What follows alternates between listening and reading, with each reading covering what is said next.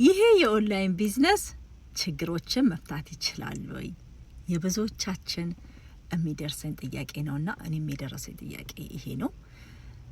አዎ ለኔ ብትሉኝ በደንብ ችግሬን መፍታት ችሏል።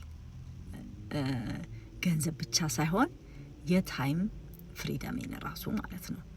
ምክንያቱም ሰዓት ሲኖረን ከልጆቻችን ጋር ማሳለፍ እንችላለን። በዚህ ላይ ደግሞ በራሳችን ስኬጁል ነው የምንሰራው። ከቤታችን ቁጭ ብለን ነው የምንሰራው። ይሄ ነገር ራሱ ማግኘት ማለት ቀላል ነገር አይደለም ማለት ነው። በሁለተኛ ደረጃ ደግሞ የፊናንሺያል ፍሪደም፣ እሱን ደግሞ ማግኘት ማለት ቀላል አይደለም።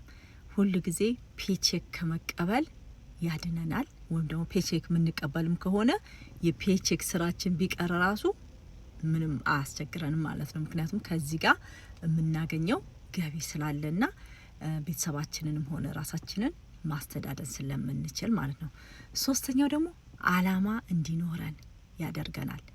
እኛ አሁን የመጣ ነው ከሀገራችን ልንሰራ ልንለወጥ፣ ለሀገራችንም ለልጆቻችንም ጥሩ ነገር ለማድረግ ነው አይደለም? ልጆቻችንም ጥሩ ትምህርት ቤት ለማስተማር ነው አይደል የመጣ ነው። እዚህ ግን ስንመጣ ምን ይሆናል? አላማችንን ያስቀይረናል። ምን በመሆን ስራ ብቻ እየሰራን ሞርጌጃችንን ወይም ደግሞ ቢላችንን እንድንከፍል ብቻ ያደርገናል ማለት ነው።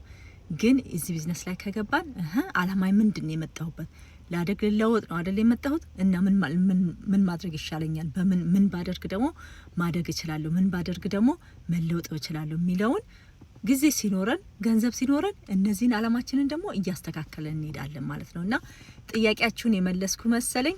አመሰግናለሁ።